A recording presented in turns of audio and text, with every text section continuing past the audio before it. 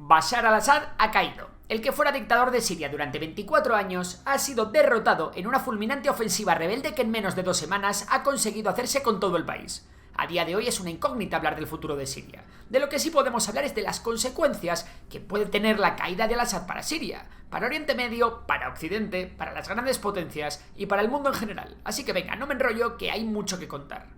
Las consecuencias de la caída de al-Assad van a variar mucho en función de qué es lo que venga después. A día de hoy hay 2 escenarios posibles para el futuro de Siria que conviene distinguir. El escenario más probable es que Siria continúe siendo una especie de reino de taifas, un estado dividido en varios territorios de facto independientes, pero no reconocidos, apoyados por diferentes países. En ese caso, lo más probable es que el país sufra una segunda guerra civil en la que las distintas facciones opositoras al régimen de Bashar al-Assad combatan entre sí para hacerse con el control del país. Hablamos de una guerra a varias bandas, entre rebeldes moderados, HTS, el Ejército Nacional Sirio pro-Turquía, las SDF apoyadas por Estados Unidos e incluso el Estado Islámico. Este escenario nos recuerda a Libia, donde los rebeldes que derrocaron a Gaddafi se enzarzaron en una guerra civil que dura hasta el día de hoy. Las probabilidades de que esto ocurra son altas, ya que hay infinidad de grupos rebeldes armados, la oposición está muy atomizada y las fuerzas de HTS que representan la facción mejor organizada no tienen fuerzas suficientes para gobernar todo el país.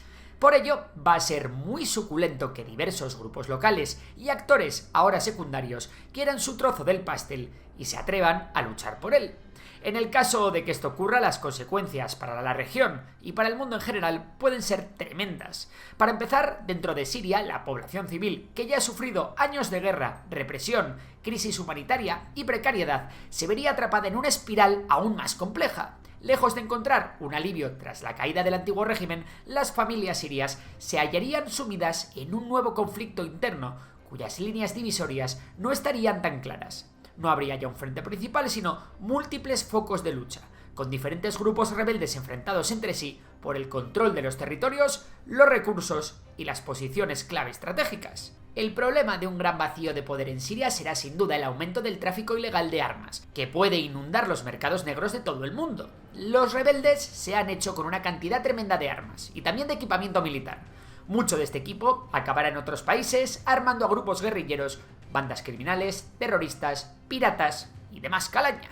Pero más allá del tema del armamento, una nueva guerra civil siria podría desencadenar una nueva crisis migratoria, que se comerían países como Turquía, Líbano o Jordania en primer lugar, y Europa en segundo lugar. Esto es algo que ya ha ocurrido desde 2011, pero que se podría volver a repetir. Recordemos que la Unión Europea se ha tenido que gastar una millonada en pagar a Turquía para que sea el gobierno de Erdogan el que cuide las fronteras de la Unión. No obstante, el estallido de una guerra civil puede no ser la única opción para el futuro de Siria. Es posible que los intentos de al-Jolani, líder de HTS, por presentarse ante la comunidad internacional y también ante su propio pueblo como un dirigente más moderado y escultor de una Siria islámica en la que se respete a las diferentes etnias y grupos religiosos, puede calar. En ese caso es posible que el líder de HTS opte por formar un gobierno que integre a gran parte de las facciones opositoras al Assad. En ese caso, Siria tendría una oportunidad de reconstruirse, de florecer como un nuevo país que alcance cierto nivel de desarrollo a largo plazo.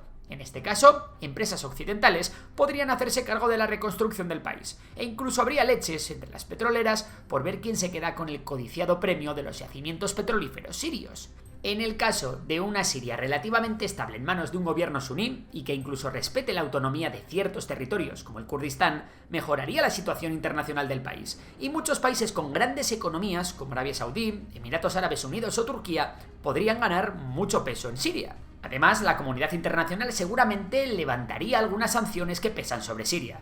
También podrían surgir proyectos interesantes en infraestructuras que conectasen a las monarquías del Golfo Pérsico con el mar Mediterráneo a través de Israel o del Líbano, pasando por Siria. Y sobre todo, se acabaría con el sufrimiento del pueblo sirio, que ya ha tenido que aguantar bastante. Sí, sé lo que estáis pensando. Si el gobierno de Siria acaba en manos de HTS, estos podrían implementar un emirato islamista radical, intolerante con las minorías étnicas y religiosas, intolerante con las mujeres e incluso con los derechos humanos.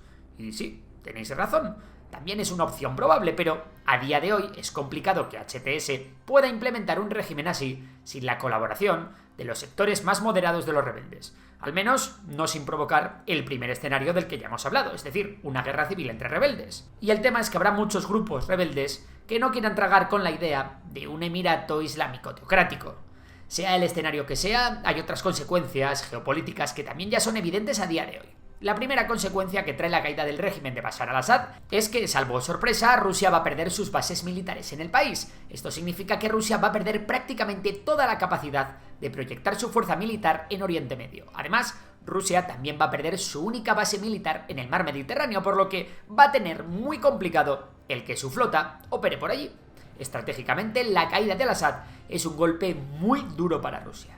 Además de eso, también tenemos que hablar de los problemas que esto supone para Irán. Y es que tras la pérdida de su aliado, el ya depuesto dictador Bashar al-Assad, Irán ha perdido su famoso eje chiita que tanto poder le ha dado en el pasado.